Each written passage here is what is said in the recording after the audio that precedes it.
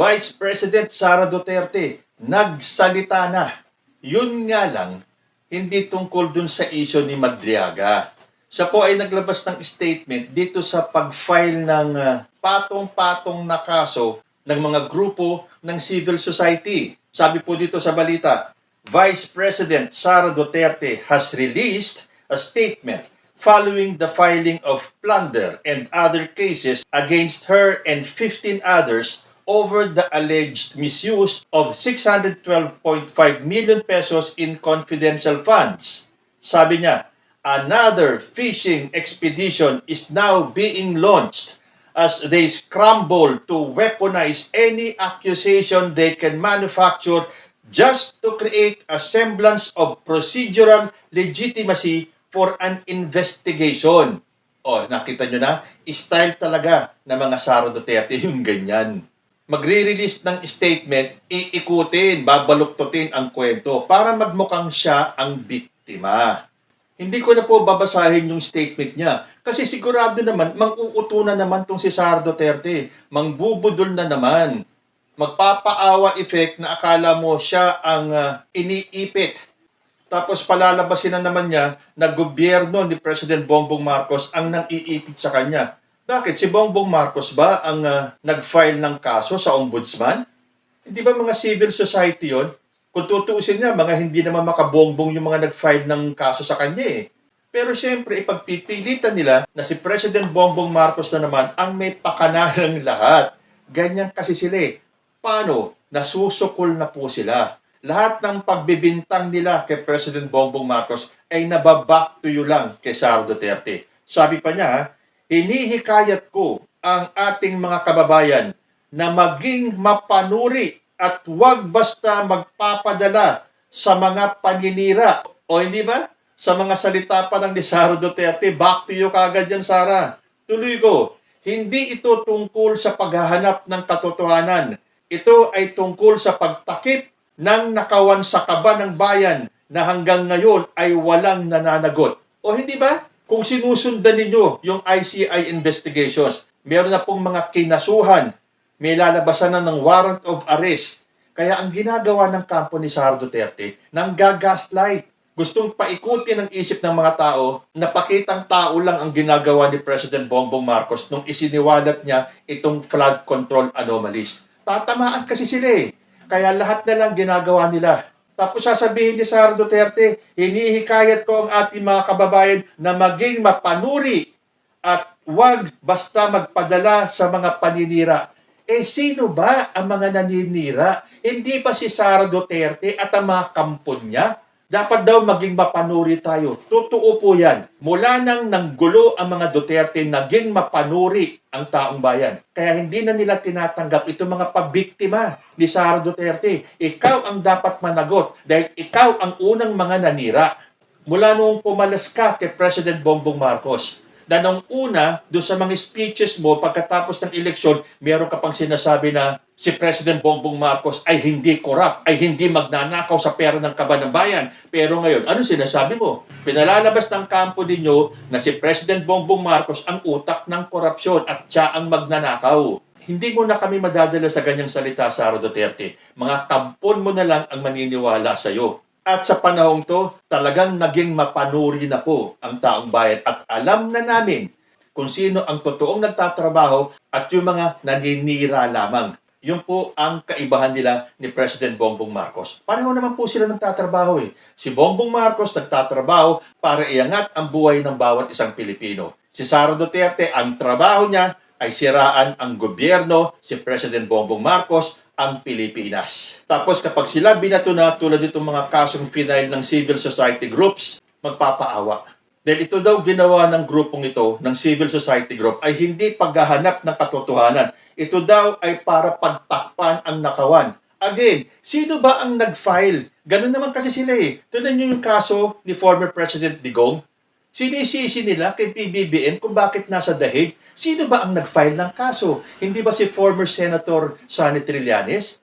Eh yung mga kaso ngayon sa ombudsman, sino ang nag-file? Di ba sila Cielo Magno? Sila Robert Reyes ba yun, yung pare? At ang mga civil society groups? Bakit ang gustong palabasin ni Sara Duterte sa kanyang statement, si Bongbong Marcos ang gumawa noon para pagtakpan daw ang mga nakawan sa bayan? Sino ba ang lumalabas na nagnanakaw sa bayan? Sino ba ang hindi maipaliwanag yung confidential funds? Sino ba ang nagsiwalat ng anomalya sa flood control projects? Sino ang naglantad ng korupsyon? Sino ang mapanira na pupunta sa ibang bansa, magrarally para siraan si President Bongbong Marcos? Kaya kahit na anong sabihin pa ni Sara Duterte, hindi na po ito kakagatin ng tao. Tapos the nerve sasabihin niya, hindi daw ito paghahanap ng katotohanan. Ito daw ay tungkol sa pagtakip ng nakawan sa kaba ng bayan. Alam mo, abogado naman si Sara Duterte. Bakit hindi niya harapin lahat itong mga kaso niya? Mula pa dun sa confidential funds, hanggang sa impeachment niya. Hindi ba't pinagtakpan na lang siya ng mga Duterte senators? Hindi nga ba't nagtagumpay si Chis Escudero para hindi matuloy yung impeachment? Pero sorry kayo, may ibang paraan. Kung talagang walang tinatago, hindi dapat matakot. Dapat harapin. Hindi po pwedeng habang buhay na lang ay tatakbuhan ni Sara Duterte itong mga aligasyon sa kanya. Patunayan mo muna. Dapat kapag nagsalita ka under oath. Sabagay, itong grupo nila mula kay Saldico, na puro panilira lang naman ang ginagawa. Wala namang sworn statement. Meron silang orderly gotesa, pero peke naman yung sworn statement. Itong si Sara Duterte, ayaw manumpa. Natandaan nyo yung hearing sa Quadcom? Lahat ng mga alipores niya, nanumpa. Siya, anong ginawa? Nakaupo lang at ayaw manumpa. Bakit? Dahil halatang halata na may itinatago. Dahil kung wala kang tinatago, matapang kang tumayo at manumpa sa lahat ng sasabihin mo. Itong si Madriaga, naglakas ng loob lumabas kahit na malagay sa alanganin at panganib ang kanyang pamilya. Gumawa ng sworn statement at pinanumpaan sa harap ng abogado. Nakita nyo lahat ginagawa nila para madiscredit itong si Madriaga. Hindi ganyan ang labanan. Umarap kayo. Kung si Madriaga nag-sworn statement, dapat ganun din si Sara Duterte. Hindi na uubra itong pinagtatakpan ang nakawan sa bayan. Maging mapanuri at huwag basta-basta makinig sa paninira. Back to you lahat yan Talbog lahat sa yan, Sara Duterte. Ang ginawa pa ng grupong ito, led by Sara Duterte, inunahan nila lahat ng ibinibintang nila kay President Bongbong Marcos tulad ng mali-maleta daw na pera na dineliver ni Saldico. Yun pala, tatalbog sa kanila at duffel bag pala ang dinalang pera sa kanya ni Madriaga. Hindi ba? Inuunahan nila. Keso drug addict daw si President Bongbong Marcos. Yung pala, ano ang nakasaad sa sinumpaang salaysay ni Madriaga? Sabit ang asawa ni Sara Duterte. At pati siya, sabit din siya sa pogo at sa drug money na ginamit sa kanyang kampanya. Di ba? Bumalik lahat Lumalabas ang katotohanan. Inunahan kasi nila ang taong bayan. Binrainwash nila ang taong bayan to believe na si President Bongbong Marcos ang addict. At siya ang ulo ng korupsyon. Yung taong nagsiwalat ng korupsyon, siya din daw ang ulo ng korupsyon. Kapani-paniwala ba yun? Pero ang gustong gawin ni Sara Duterte at ng kanyang mga alipores, oo, posible yun. Na yung taong naglabas ng katiwalian, siya ang tiwali.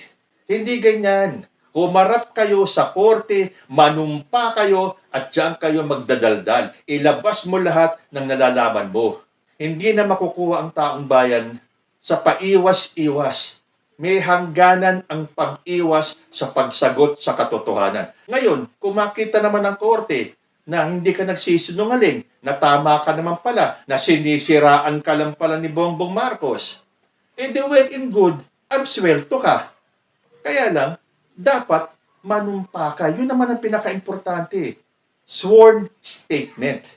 Hindi po pwedeng sa sockbed ka labas ng iyong mga hinain, ng iyong mga pagkontra, ng iyong pagbatikos, ng iyong mga akusasyon, lahat ng pagbibintang kay President Bongbong Marcos, pero puro laway lang ang puhunan nyo. Puro salita lang. Manumpa kayong lahat. Ikaw, si Saldico, at yung mga naninira pa kay President Bongbong Marcos. Para kahit na papaano, magkaroon naman ng tinge of truth ang sinasabi nyo.